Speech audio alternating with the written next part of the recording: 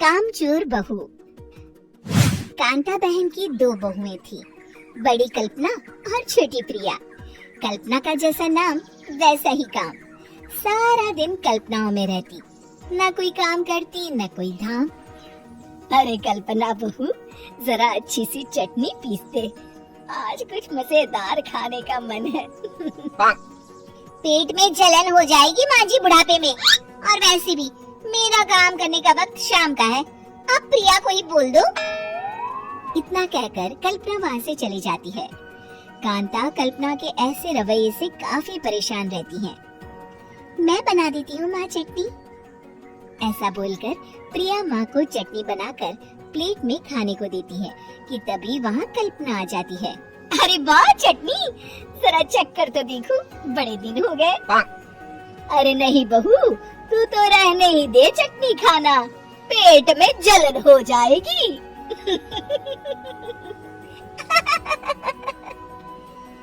इतना कहकर कांता और प्रिया दोनों हंसने लगते हैं। कल्पना सारा दिन या तो मोबाइल में यूट्यूब देखती या फिर सोती रहती। उसका कमरा भी बिखरा और गंदा रहता।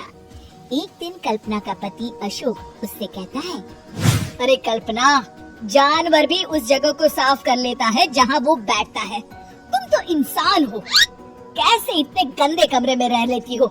देखो सारा सामान यहाँ वहाँ बिखरा पड़ा है। ज्यादा अपनी माँ का बोलना बोलो। हाँ, कमरा तुम्हारा भी तो है, गंदा लग रहा है तो साफ कर लो। पता नहीं तुम्हारे साथ मैं कैसे जिंदगी बिताऊंगा। इतना कहकर अशोक वहाँ से चला जाता है।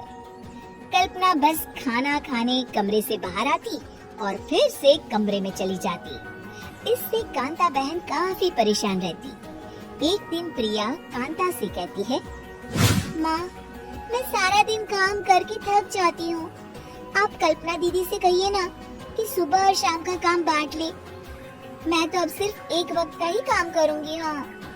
अरे तो वो भी ना करना, एक बहू तो कामचोर थी ही, दूसरी भी आ गई काम ना करने के बहाने लेकर। तभी वहाँ प्रिया का पति रमेश आ जाता है। माँ, मैं देख रहा हूँ भाभी कोई काम नहीं करती, प्रिया सारा दिन घर और रसोई का काम करती है, अब कुछ करो ना माँ। कांता मन में कुछ सोचती है और कल्पना के पास जाती है। कल्पना फोन पर मेकअप करना देख रही होती है।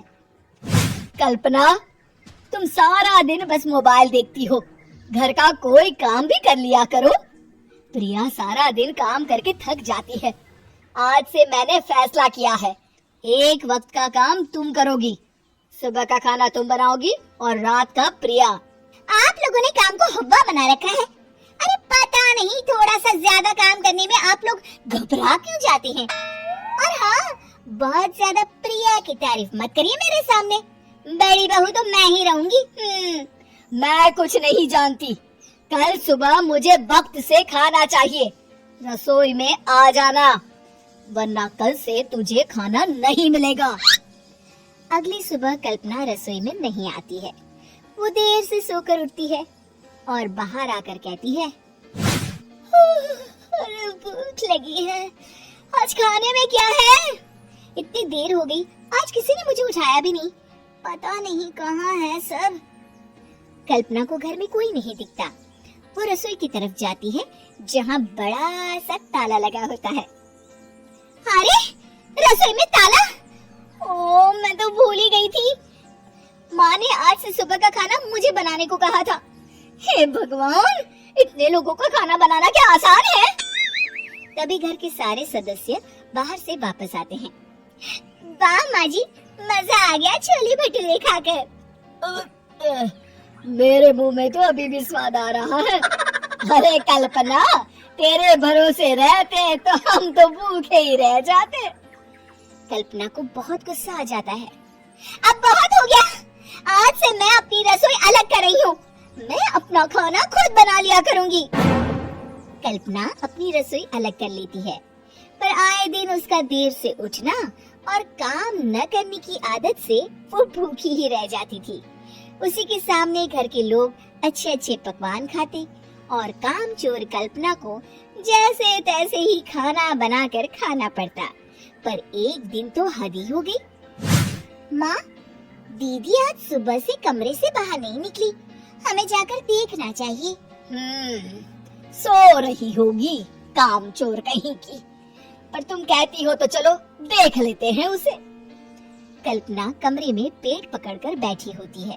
हाय मेरा दर्द पेट दर्द के मारे मर रही हूँ मैं।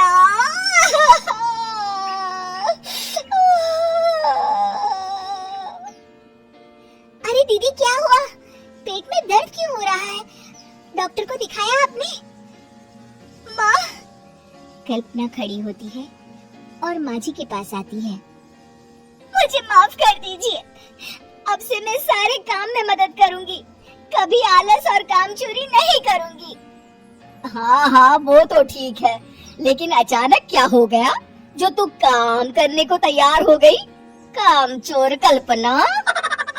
माँ, लगातार बासी और उल्टा पुल्टा खाना खाने के कारण मेरे पेट में इन्फेक्शन हो गया है।